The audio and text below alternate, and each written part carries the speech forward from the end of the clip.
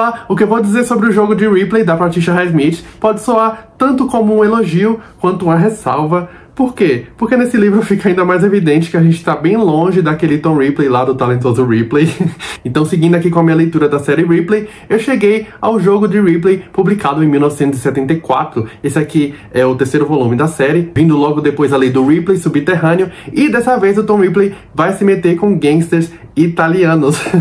Pois é. E aí de cara a gente já percebe nesse tema dos gangsters, né, que muito possivelmente houve influência do Poderoso Chefão, aquele filme lá do Francis Ford Coppola, né, que havia saído 2 anos antes aqui da publicação desse livro, em 1972, e foi um filme, como os franceses chamam, né, de incontornável, um verdadeiro fenômeno. Então, embora eu não tenha encontrado nada a respeito dessa possível influência, eu não sei, também acho que não tenha sido uma mera coincidência. Mas vamos por partes, né? Então, até aqui o Tom Ripley havia sido retratado como um sociopata muito sofisticado, um manipulador frio, completamente focado ali em preservar o seu estilo de vida de elite, conquistado depois de muita falcatrua.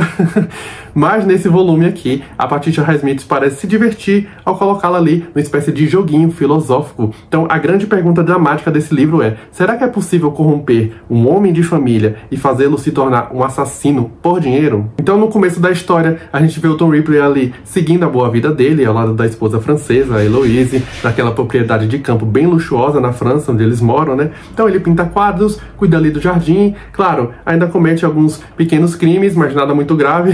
Enfim, tudo vai bem, até que um velho amigo dele, né, o Reeves, que é um contato ali de atividades ilegais, vai aparecer com uma proposta bem louca ali pro Ripley, que é de matar 2 mafiosos italianos como uma forma ali de salvar os seus negócios de cassinos ilegais em Milão, na Itália. É um negócio meio complicado de se explicar, mas basicamente, com aqueles assassinatos, o Reeves está pretendendo fazer com que essas gangues comecem uma guerra entre elas e aí redirecione a atenção da polícia italiana para isso, a polícia que estava ali na cola daqueles cassinos ilegais, né? E aí, obviamente, o dinheiro pelo serviço é muito bom, mas o Ripley hesita, porque é muito arriscado, e ele também já tem tudo o que precisa, até que então vai surgir ali na mente dele uma ideia muito perversa, né? E se ele manipulasse outra pessoa para fazer aquele serviço, né? E se ao mesmo tempo ele usasse essa oportunidade para se vingar dessa pessoa? O alvo dessa vingança do Ripley é um cara chamado Jonathan Trevani, é um cara ali que mora na mesma região dele, é um cara bem honesto, pai de família, ele tem uma lojinha ali de molduras, ele é totalmente contrário do Tom Ripley. Só que o Jonathan, ele tem uma saúde bem frágil, porque ele tem uma forma ali terminal de leucemia. Eu esqueci qual é o nome exato da doença dele no livro, né? Mas o caso é que ele basicamente pode morrer a qualquer momento. E aí o que acontece é que, meses antes, durante uma festa, o Jonathan havia feito um comentário bem desagradável ali para o Tom Ripley, e foi um deslize assim que não passou despercebido, aquilo ficou na cabeça do Tom Ripley. E agora, com essa oportunidade, o Ripley se vê planejando ali um jogo bem cruel pro Jonathan, né? Ele quer fazer o Jonathan acreditar que a família dele vai ficar muito bem financeiramente se ele aceitar aquela missão de assassinar aqueles gangsters. E aí o que começa como uma brincadeirinha meio maldosa ali do Ripley vai acabar fugindo de controle. O Jonathan, mesmo hesitante, ele vai aceitar aquela missão, né? Ele vai acabar embarcando nesse plano muito macabro, e com isso ele vai mergulhar também no mundo de paranoia, de perseguições, de assassinatos, que também vai envolver o Ripley. E aí dá pra perceber como a trama desse livro, ela parece radicalmente muito diferente do que a gente já viu até então na série. Só que o que mais diferencia esse volume aqui dos demais da série é que a Patricia Highsmith vai se afastar do Tom Ripley durante boa parte do livro, e aí ela vai focar diretamente no Jonathan, né? Esse cara que, como eu falei, é o completo oposto do Tom Ripley,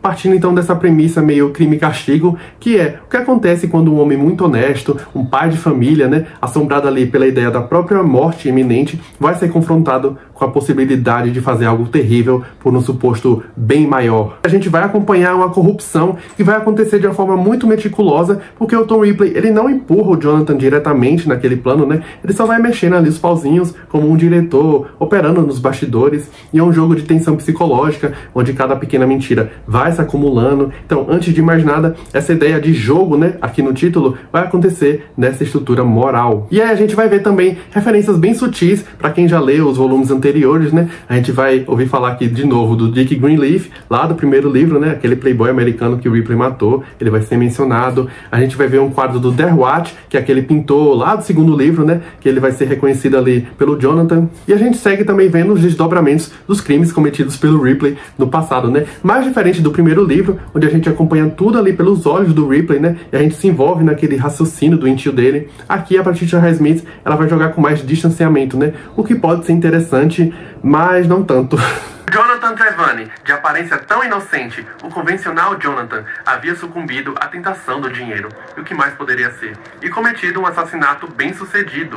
Tom também havia sucumbido à tentação, no caso de Dick Greenleaf.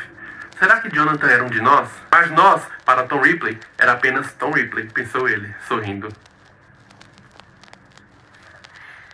Então, sendo bem direto, eu não gostei tanto desse livro quanto dos outros. Eu acho que a escalada do absurdo que vai acontecer aqui, né, ela é meio jogada, até meio boba. Realmente, grande parte do livro vai ser focada ali no Jonathan Trelawney, né, e aí quando a Patricia Highsmith vai trazer o Ripley de volta pro centro da ação, né? Isso acontece de uma maneira assim um tanto forçada e sem sentido. Você fica meio perdido mesmo. E esse é o tipo de livro que tem como ideia manter o leitor ali como testemunha daqueles acontecimentos, né? O que não vai acontecer aqui. Eu não entendi muito bem, por exemplo, por que o Ripley escolheu se envolver de forma mais direta em toda aquela história. As motivações são meio turvas e mesmo esse final sendo o com mais ação aqui dentro da série, né? Ainda assim, o livro já tinha me perdido um pouco. E aí eu também fiquei me perguntando até que ponto a gente pode encarar de forma literal essa coisa radical da Patricia Highsmith de fazer uma história dessas com Tom Ripley, né? Uma história que pareça tão adversa à proposta que a série vinha apresentando até então, né?